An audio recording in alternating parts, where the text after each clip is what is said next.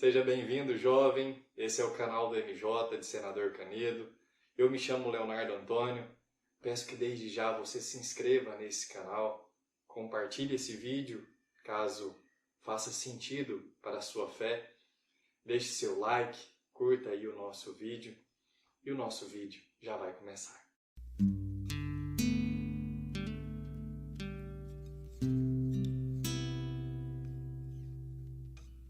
Jovem, o nosso tema de hoje é a Santa Igreja e as falsas doutrinas. Um tema repleto de informações, de conteúdos importantíssimos para a minha e para a sua caminhada de fé, para o nosso crescimento na vida espiritual.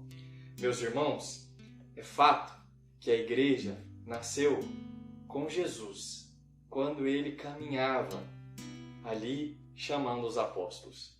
Para começarmos então, eu peço que a gente já entre em espírito de oração. Vamos começar em nome do Pai, do Filho e do Espírito Santo. Inspirai, ó Deus, nossas ações e ajudai-nos a realizá-las, para que em vós comece e para vós termine tudo aquilo que fizermos por Cristo, Senhor nosso. Amém.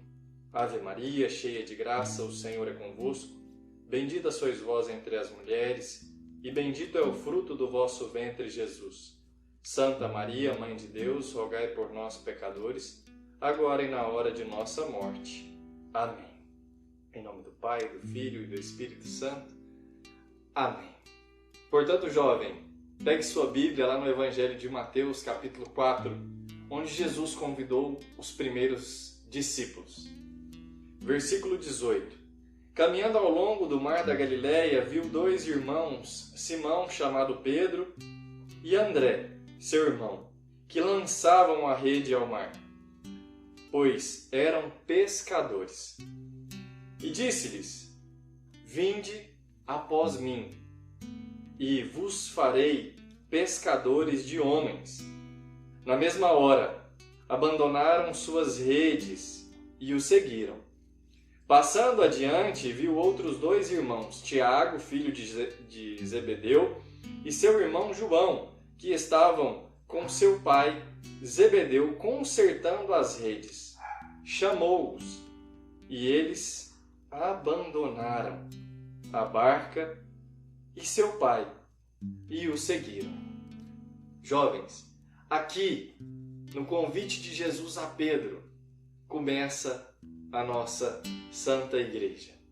Jesus convida Simão, e aqui o Evangelho já esclarece, chamado Pedro nas Escrituras. Pedro, se você parar para pensar, tem a ver com pedra. Portanto, a gente o chama de Pedro na língua portuguesa.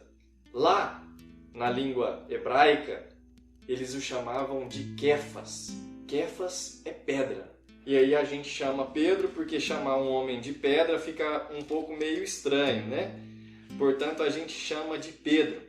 Mas, meus irmãos, eu queria que vocês parassem e pensassem um pouco a respeito dessa igreja que foi instituída quando Jesus perguntava para os apóstolos, né?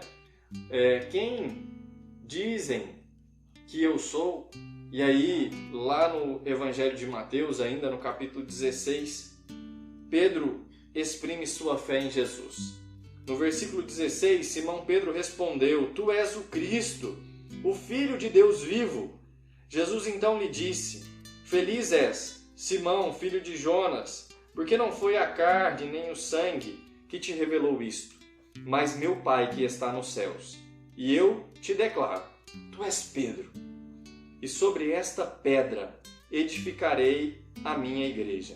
As portas do inferno não prevalecerão contra ela. Eu te darei as chaves do reino dos céus. Tudo o que ligares na terra será ligado nos céus. E tudo o que desligares na terra será desligado nos céus. Meus irmãos, Pedro recebe a função de ser o fundador da igreja, onde toda a igreja é fundada, onde toda a igreja é fundamentada. Toda a estrutura da igreja repousa sobre a força da fé de Pedro, que aceitou esse convite. a gente percebe que antes da passagem que Pedro recebe o Espírito Santo, ele vacila algumas vezes ainda, ele nega Jesus na sua paixão, mas com a força do Espírito Santo derramada em Pentecostes, Pedro e todos os apóstolos são novos homens, e assim eles recebem do alto a força do Espírito Santo que o Senhor prometeu para a Santa Igreja Católica. Portanto, meus irmãos, ali começava a igreja, e já começava com uma identidade. A identidade da igreja se consiste no fato de que ela é una, santa, católica e apostólica. Una, porque é uma única liturgia, uma única doutrina, é um único Papa que lidera toda a igreja no mundo todo. Portanto, é uma igreja universal. Às vezes você não sabe o sentido da palavra católica, mas católica quer dizer justamente isso, universal. Ide por todo mundo, fazei discípulos, né? Essa foi a ordem de Jesus para os discípulos. Anunciai o Evangelho, batizai no Espírito Santo, em nome do Pai, do Filho e do Espírito Santo, e assim por diante, né? Fazei com que obedeçam aquilo que eu vos ensinei. E essa é a missão dos apóstolos. Aqui a gente percebe que Pedro foi convidado por Jesus a ser pescador de homens. Meus irmãos, quantos homens, quantas mulheres estão ainda mergulhadas no mar de pecado, esperando ansiosamente o dia em que a igreja, um apóstolo, um discípulo, irá ali pescá-lo e retirá-lo daquele mar de pecado. Assim como Pedro fazia quando era pescador, lançava as redes e retirava os peixes do mar da Galileia. Assim Jesus convida até hoje eu, você, a sermos pescadores de homens. Voltando para a identidade da igreja, a igreja é santa, meus irmãos. É claro que toda a composição humana da igreja é pecadora. Todo homem em vida é um pecador. Mas isso não é capaz de manchar a santidade da igreja. Por quê? Porque a alma da igreja é o próprio Espírito Santo, derramado em Pentecostes, prometido por Jesus enquanto esteve aqui. E a cabeça de toda a igreja continua sendo o Cristo, ressuscitado, para a glória de Deus Pai, por toda a eternidade, o Alfa, o Ômega, o princípio e o fim. Tudo que Jesus anunciou, a igreja traz guardado até os dias de hoje. Meus irmãos, tem duas coisas que nunca foi mudado na igreja, nunca será mudado. E nós, como católicos fiéis, jamais poderemos permitir que seja mudado. O que seria? A palavra, a força do Evangelho. E também os sacramentos. Os sacramentos ministrados durante todos esses 2000 anos precisam ser mantidos até o dia do julgamento final. Meus amados, a igreja também é apostólica. Por que apostólica? Justamente pelo que falamos. Ela está fundada na fé dos apóstolos, no compromisso que os apóstolos tiveram. E aqui a gente bem sabe que a igreja possui duas grandes colunas. Uma delas, São Pedro, que possui as chaves do céu. Como bem lemos aqui, né? Tudo o que ligares na terra será ligado nos céus. E tudo o que desligares na terra será desligado nos céus. E também São Paulo. São Paulo é o pregador por excelência. Aquele que disseminou o Evangelho pelo universo ali ao redor de Roma e permitiu que vários pagãos que não conheciam a fé pudessem abraçar a fé em Jesus e se converterem verdadeiramente. São Paulo, se a gente for parar para analisar o Novo Testamento, a gente vai perceber a firmeza de fé, a estrutura que Paulo deu para a igreja. Portanto, temos essas duas colunas grandiosas, São Pedro e São Paulo. Falando em São Paulo, vamos lá para a carta de São Paulo a Tito, no capítulo 3, versículo 1. Paulo escreve uma carta a Tito. Tito seria como um padre para uma comunidade, como o nosso padre Max aqui para senador Canedo. E Paulo, aquele que o formou, aquele que o convidou, aquele que o retirou do mar de pecados com a pregação, envia a ele uma carta expressando algumas instruções para os deveres dos fiéis da comunidade de Tito. E claro, como sempre, a leitura de Deus é muito atual. Então a gente percebe assim, no primeiro versículo do capítulo 3 da carta de São Paulo a Tito: admoesta-os a que sejam submissos aos magistrados e às autoridades, sejam obedientes, estejam prontos para qualquer obra boa, não falem mal dos outros, sejam pacíficos, afáveis e saibam dar provas de toda mansidão para com todos os homens. Meus irmãos, admoesta-os quer dizer exorta-os, educa-os, fala para eles que realmente isso é a vontade de Deus para a vida deles. E aí, meus amados, Paulo, curiosamente, vai falar no versículo 3 uma verdade de todos nós que fazemos parte da igreja. Prestem atenção. Porque também nós, outrora, éramos insensatos, rebeldes, transviados, escravos de paixões, de toda espécie, vivendo na malícia e na inveja, detestáveis, odiando-nos uns aos outros. Mas um dia apareceu a bondade de Deus, nosso Salvador, e o seu amor para com os homens, e não por causa de obras de justiça que tivéssemos praticado, mas unicamente em virtude de sua misericórdia. Ele nos salvou mediante o batismo da regeneração e renovação pelo Espírito Santo, que nos foi concedido em profusão por meio de Cristo, nosso Salvador, para que a justificação obtida por sua graça nos torne, em esperança, herdeiros da vida eterna. Meus amados, Paulo aqui fala que antigamente éramos todos que hoje abraçamos o Evangelho. Todos nós, pecadores, éramos insensatos, rebeldes, transviados, tínhamos péssimos hábitos, mas pela graça, um dia fomos libertos, um dia fomos pescados, um dia entramos no barco, que é a Mãe Igreja, a Santa Mãe Igreja. E não por mérito nosso de obras boas que às vezes fizemos, mas unicamente pela misericórdia de Deus, unicamente pela força do Espírito Santo que age em nós para realmente nos limpar de todas essas transgressões que tivemos anteriormente. Meus irmãos, certa é essa doutrina, já estou no versículo 8, e quero que as ensine com constância e firmeza, para que os que abraçaram a fé em Deus se esforcem por aperfeiçoar na prática do bem.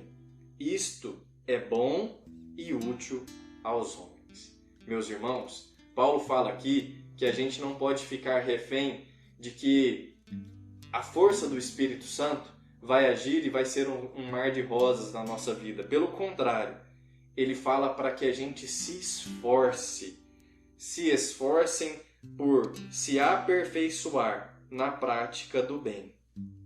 Meus irmãos, e sabe quem nos guia nesse esforço para que não seja em vão todo o nosso esforço? A Santa Igreja. Portanto, a Igreja é o sacramento universal da salvação da humanidade. Ela, pelo catecismo, a gente percebe que é a reação de Deus ao caos provocado pelo pecado no mundo. É a família de Deus. é a única instituição terrena que tem uma dimensão divina. Meus irmãos, os santos, todos eles são santos e chegaram à santidade porque, de forma plena, puderam participar da santidade que emana da Santa Mãe Igreja. Eu te convido a pensar, jovem, nessa leitura que Paulo fez a Tito. Perceba que lá atrás, quando Jesus chamava os discípulos, o pai de algum deles, chamado Zebedeu, não se tornou discípulo de Jesus. Jovem, eu te convido a pensar nesse momento. O quanto a sua conversão pode ser frutuosa. Jesus convida jovens, animados, ocupados, trabalhadores, para que deem testemunho, para que construam o reino de Deus. Jesus precisa da sua força física, jovem. Você, às vezes, que ainda não decidiu sua vocação, Jesus quer que você abrace a santidade, para que seja um sacerdote santo, caso essa seja a sua vocação, que seja um esposo ou uma esposa santa, se essa for a sua vocação, pois assim ele vai, através de você, construir o reino de Deus. E a sua casa dará testemunho de fé. E essa é a missão da igreja. Fazer com que saiamos do mar de pecado, tomemos um novo rumo, sigamos Jesus e anunciemos o Evangelho de forma bastante corajosa e com vigor de que a verdadeira felicidade se encontra na comunhão com Cristo, com o Espírito Santo que é derramado sobre nós. Meus amados, é claro que a Mãe Igreja é composta de vários movimentos e pastorais. Ela é mãe, ela sabe educar cada um da forma com que ele precisa ser educado. Pensa você, uma mãe que brinque da mesma brincadeira com todos os seus filhos. Às vezes aquela brincadeira agradaria a um, mas não agradaria a outro, né? E assim, a mãe permite, através desses movimentos e pastorais, que todos sejam alcançados pela graça do Espírito Santo, da forma com que ele possa, da melhor maneira, dar testemunho de fé, de conversão verdadeira do reino de Deus. Meus amados, é claro que a doutrina da igreja, aqui relatada num pequeno livro, pela grandiosidade da nossa fé, está sustentada, está apoiada em 4 pilares, que são o credo, o primeiro pilar, os sacramentos, o segundo pilar, os mandamentos, o terceiro pilar, e o 4º pilar, o Pai Nosso, a oração de Jesus, a oração que Ele mesmo nos ensinou. Toda a nossa fé está embasada nessas 4 colunas.